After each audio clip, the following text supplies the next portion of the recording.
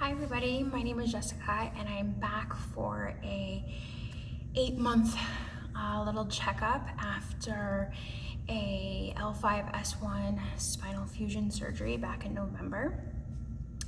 I made a video shortly after my first surgery and it seemed to help a lot of people, and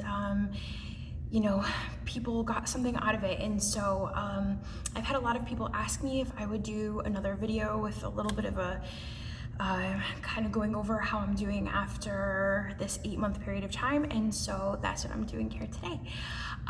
So a little recap, if you didn't watch my last video, I had a L5-S1 disectomy in February of 2018 that went awry and left me kind of like very much worse off than I was before.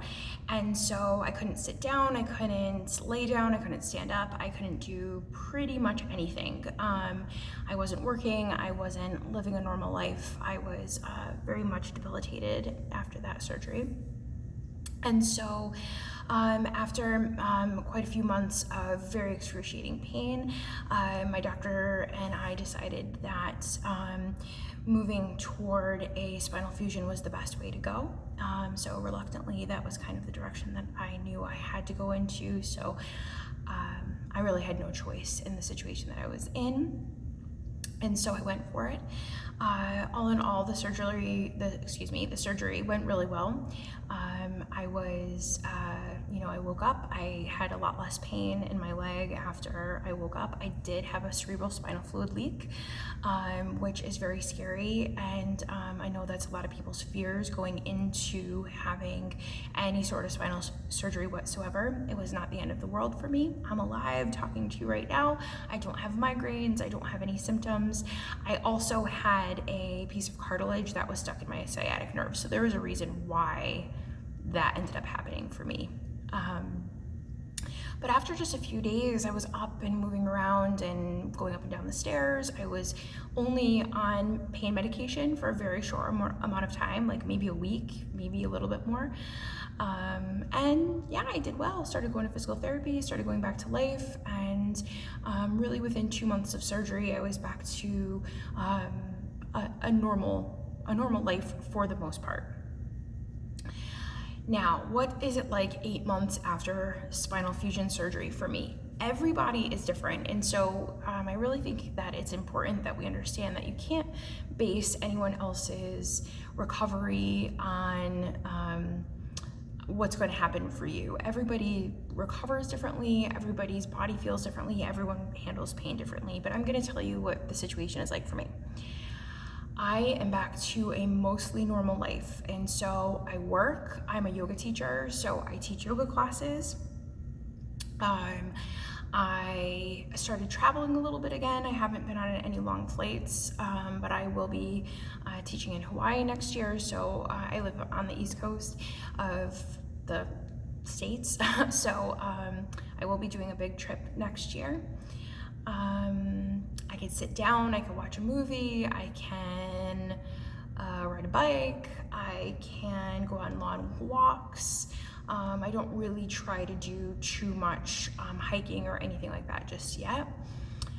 I do private Pilates classes, which have been hugely important for me, got me so much stronger and got a lot of my flexibility back. I can bend over and touch my toes.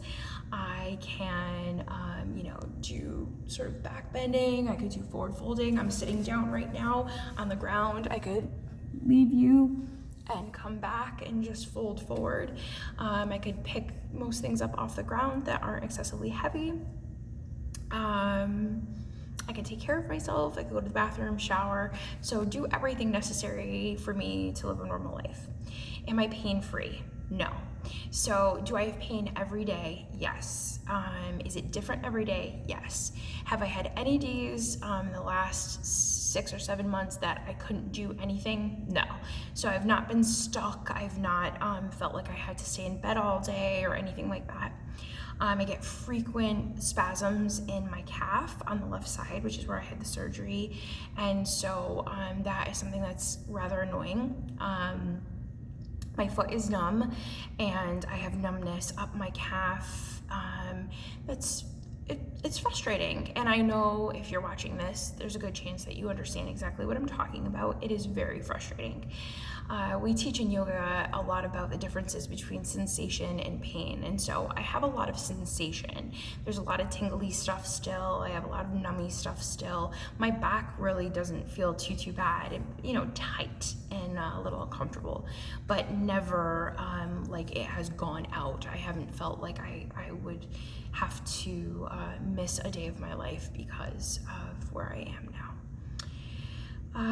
Sleeplessness some nights still, like a searing poker is shoving in my foot. But all in all, I feel like I'm about 80%, 85% to where I was prior to being in, that level of excruciating pain and not being able to live a normal life. So I feel like I'm just learning to live in this particular body. And this body wasn't the body it was 3 years ago, and it never will be again.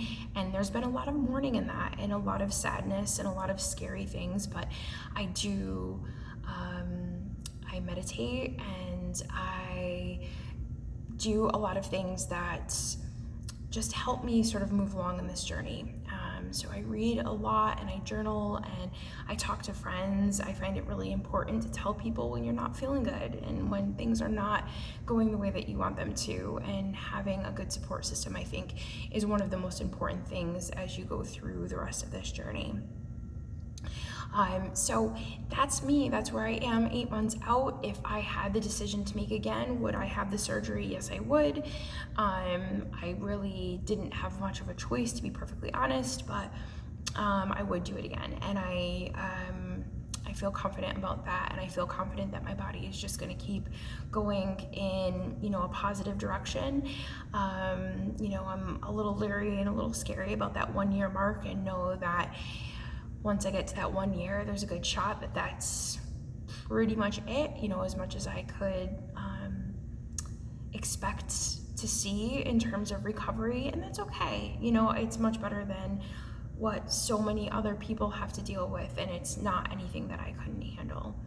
And so wherever you are in this journey, I wish you well. I hope that you're staying positive and making sure to breathe, and that whatever decision you make is a positive one for you. And if it's not, that you have the love and support around you to keep moving forward, to keep shoving and chugging and doing all the things that you need to do to live your happiest, best, and most fulfilled life, even when your body doesn't always go the way that you'd like it to. So thank you so much for watching, and I appreciate all the comments, and I try to get back to as many people as I can. And I just thank you for taking the time to watch. It has helped me along my journey, and I hope that it helps you along yours. Best of luck, so much health, so much love, so much light to you. Have a great day.